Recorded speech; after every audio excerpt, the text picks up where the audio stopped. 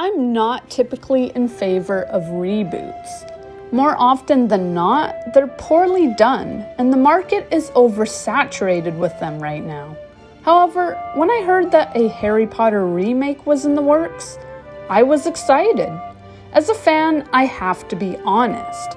I loved the films, and always will. But as someone who reads the books frequently, I can't help being thrilled over the chance to see those scenes the films cut brought to life. At the same time, much as I'd like to argue for why the Harry Potter series could be a positive addition to Wizarding World media, I can't help seeing the pitfalls too. There's a wariness of reboots in general, and many who are appalled at the prospect of a Harry Potter television show noted their exasperation with Disney's live-action Moana announcement in the same breath. In another video, I'd like to go over all the reasons a Harry Potter TV show should happen. But in today's video, I'm playing devil's advocate. It's my job as both a creator and a writer to consider both sides of an issue. And today, I'm going to list my reasons for why a TV series could be a disaster. Ultimately, I'd still like to see a great adaptation, but the media has produced its share of stinkers, especially over the last decade, and seeing Harry Potter be butchered is not at the top of my list as a fan. Before we continue, I'm Riley and this is Otherworldly Fiction. On this channel, I rant about fantasy books, discuss characters and lore, share my bookish opinion, and offer the occasional writing advice. If any of that sounds like your cup of butterbeer, hit that subscribe button. Posts are on Fridays. Remakes in general are proliferating, despite the fact that the majority seem set against them. And many of us simply want an original story, a new tale in an established universe, or a brand new world altogether to lose ourselves in. Moreover, there are reasons specific to the Harry Potter brand itself which might make a reboot series a bad idea. Number 1. More online feuding. Whatever side of the debate you sit on when it comes to the controversies plaguing the franchise, I hope we can all agree on one thing. The internet and the spaces occupied by the fandom have become a toxic place. For those looking to discuss even the most casual aspects of Harry Potter, such as why it's too bad Nifflers aren't real, there's every chance we'll be dragged into a debate which is far too complicated and nuanced for an internet forum to accommodate. On this channel, I've made it a point to keep my views to myself, not because I'm a coward, but because I want people to feel comfortable losing themselves in my content. No matter how passionately you care about an issue, all of us are human. We need to step back, and sometimes people just want to talk about dragon breeds or the history of Quidditch. Books, TV shows, and films serve one ultimate purpose. They provide escapism, even in cases where they explore themes inherent to the real world. But the internet, which many turn to for similar reasons, has become as toxic as Malfoy as of late. Visiting a Harry Potter forum these days, or talking about Harry Potter in general, can feel like swallowing Skelegro. I'm all for debate, and even disagreement. Unfortunately, many on both sides of the fence have become bullies, harassing others, giving out the addresses of others, resorting to name-calling, and, worst of all, sending death threats. Whether you're one of the people doxing others, or some bigot who thinks all transgender people are mentally ill, the community has turned into the Wild West. For those of us sick of the toxicity from all fronts, and the shitstorm which accompanied the release of Hogwarts Legacy, we get to look forward to going through it all over again. On this channel, I'm not going to wade into the debate, because it's beyond me. This channel is about vampires and why semicolons are awesome. and more articulate people than me have already made valid points. All I'd be doing at this point is adding to the noise, and like I said, this channel is meant simply to offer an escape. That I even have to address this at all is sad, but it has to be said. If the reboot goes forward, the internet is going to be an ugly place, with each side of the argument burying themselves deeper in their trenches. Talking about Harry Potter used to be fun, but these days engaging with the fandom can feel more like reading a Rita Skeeter article. I'd like to see a show, but I might have to delete Google. Reason number 2. A bad reboot could kill any chance of original content. HBO is the company which plans to adapt Harry Potter, and with the exception of Game of Thrones' last awful season, their track record seems solid. It wasn't until the end that the Game of Thrones series crashed and burned, and much of that could be attributed to the writers having to pull an ending out of their asses after having source material to follow. Thankfully for Harry Potter, all 7 of the books are written. The writing team won't be forced to improvise after Order of the Phoenix, and thus far, shows like House of Dragons have been a success. In fact, HBO plans to develop several Game of Thrones related series. They think big, and that kind of ambition could be great for Harry Potter. There are plenty of fans who would rather see a Marauder series or one which follows the adventures of a young Tom Riddle. Some might be scratching their heads. If we already have the films, why can't we move on to something new? If the series goes well, it could actually increase the likelihood of there being a Marauder series, a series following the 4 founders, and so on. If HBO approaches Harry Potter the way it's approached Game of Thrones, we could see dozens of shows in the future. At the same time, if the show is done poorly, any fan's dreams of a Marauder series could be quashed for at least another decade.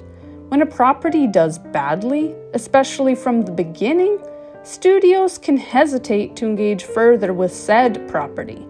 Hogwarts Legacy has flourished, but it's also a video game, another medium altogether. The same weight wasn't placed on its story. I'm not far enough into the game to speak for whether the narrative is riveting or not, but people judge a game on its combat, the design of its world, its character creator, and other aspects which are either secondary or non-existent in a film. The Fantastic Beasts films struggled, and not only because of the controversies attending them. Ultimately, they suffered from weak writing, as several fans and critics were quick to point out, and many found their various twists and turns confusing. I haven't even seen the 3rd film yet. I know there are people who liked them, and I didn't hate the 2nd film, but I have to admit I was disappointed with it. I remember being kind of bored while watching it for the first time, despite adoring the 1st film. And the fact that I, a Potter addict, didn't see the 3rd in theaters says a lot. Unlike Fantastic Beasts, any Harry Potter reboot has the books themselves to draw from. The plot beats are laid out, like a helpful blueprint, and Rowling herself isn't playing screenwriter this time around. That said, even experienced screenwriters have made odd choices, and in a pre-established story, it still takes skill to execute the story. If writers bog the story down with bad pacing, clunky dialogue, or include unnecessary details, canon or of their own invention, the story and any spin-offs which might have accompanied it could sink. Number 3. The young stars could be affected by the controversy. People on the internet can sink to low levels, and that includes harassing 11-year-old kids online. This reboot, if done well, could be a career maker for several breakthrough child stars. Those who are chosen to play the Golden Trio could enjoy the kind of fame only enjoyed once, since the original films, by the likes of Finn Wolfhard and Millie Bobby Brown with Stranger Things. This remake presents an opportunity for children to make their lifelong careers, but with that opportunity comes an increased exposure to the internet. Most teens, or children younger than 9, are online these days.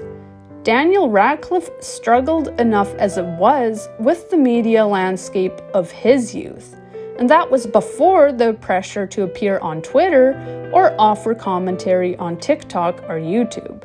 The next set of stars will likely have social media handles already, and they'll be expected to navigate a real minefield, from being judged by bigots to trolled for being famous in general. It's a lot to expose children to. Worse, as they grow older, coming into the 4th or 5th season, they might be pressured into giving an opinion on the controversy. Regardless of how the actors respond, they'll be attacked by someone. If they refuse to respond at all, they'll be accused of being cowards. They'll be plunged into a damned if you do and damned if you don't situation. And puberty and the struggles of being 18 are difficult enough without throwing public opinions into the mix. In an age where teen mental health is plummeting, it might not be a good time to become a child star. I want to see opportunities for young actors, and the success of Stranger Things proves that children can still find success in the industry and remain safe.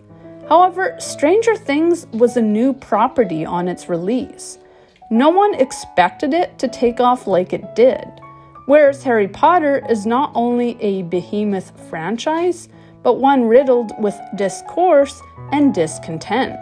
The new stars will be facing unbelievable pressure to deliver a great performance and to navigate the online world. If the series fails, such as the Phantom Menace film or the Percy Jackson movies did, the kids could be more hurt than helped by being chosen.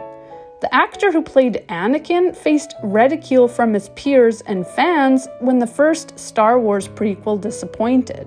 For whatever reason, people upset with a movie like to take it out on children, and I'd hate to see that kind of hate leveled at whatever kids they find to reprise the roles of Radcliffe, Watson, and Grint.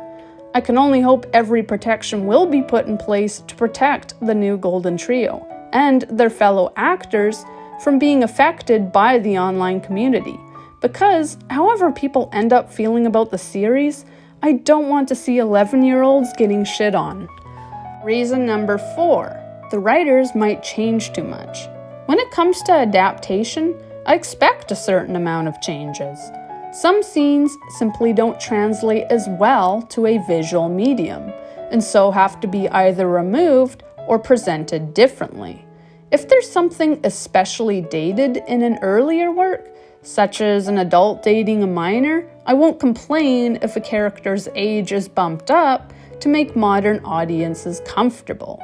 That said, many of the liberties writers take when adapting a work can leave fans scratching their heads.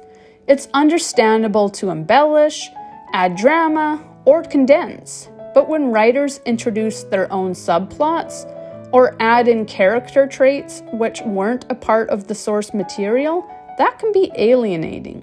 I understand why to a degree. As a writer myself, I'd be tempted to leave my own mark and to explore those ideas the series excited in me. But this should never come at the expense of the story. Even the original films faced the odd complaint. People felt Ron wasn't allowed to participate enough, being relegated to the role of comic relief. And many found that clothes made Hermione too perfect. Hermione solved every problem, only pausing to berate Ron for eating again. Many also complained about minor changes, like Dumbledore being able to apparate out of the castle. Though for me, many of these were nitpicks. With every adaptation, you can't please everyone. Ginny could have been developed more, Cho could have been presented differently, Dobby needed more screen time, the list goes on and on. Of course, the films made changes fans liked, too. People enjoyed that Sirius came across as warmer, for example, and I personally enjoyed the bond Harry was shown having with Lupin in the third film. Then there are all the visual components, like the look of the castle or the costumes, which no writer can articulate with words alone. Changes are expected. Changes can be good, improving the story, building on the original, and capturing its spirit and that of its themes. However, changes should be done with the purpose of adapting the source material. They should serve to enhance the magic inherent to the series, and the reasons behind them should be clear. I watched 2 episodes of Mayfair Witches and stopped, because I read the books first.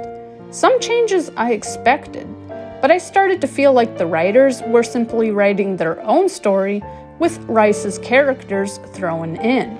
Major characters were removed, pivotal plot points were changed, names were swapped at random, and I was left asking why. None of the changes even felt political. I couldn't see the reasons behind them, and so I dropped the series. HBO did a good job with the first Thrones seasons, the finale notwithstanding, and I'm hoping any changes won't be too major, and that they serve the story itself.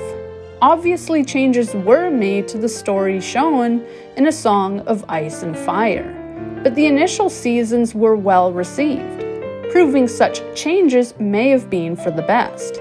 The main reason I want to see a remake is because I'd like to see an adaptation that's more faithful to the books, and a season where the writers insert their own biases and try to write their own story in a Harry Potter skin could see that whole purpose defeated. In conclusion, contrary to how others might feel, I'd like to see a Harry Potter reboot. Nothing can destroy the magic of the original films for me, and I'm as sick as the next person of constant remakes. But as someone who read the books, there's still too much I'd like to see. Despite my own hopes for the show, though, I have to acknowledge that there could be downsides to its creation. The internet is going to be as much fun as tea with Umbridge. A bad show could not only disappoint fans, but prevent more original series from being made, and at the center of the maelstrom, a group of child stars might be left to pick up the pieces. In future, I'd like to discuss why this show could be a positive addition to the wizarding world, but I can't overlook the pitfalls.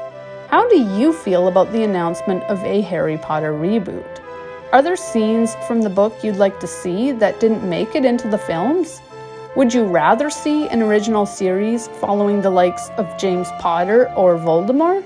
Sound off in the comments. And if you enjoyed this video, like and subscribe. Thank you for watching, and happy reading.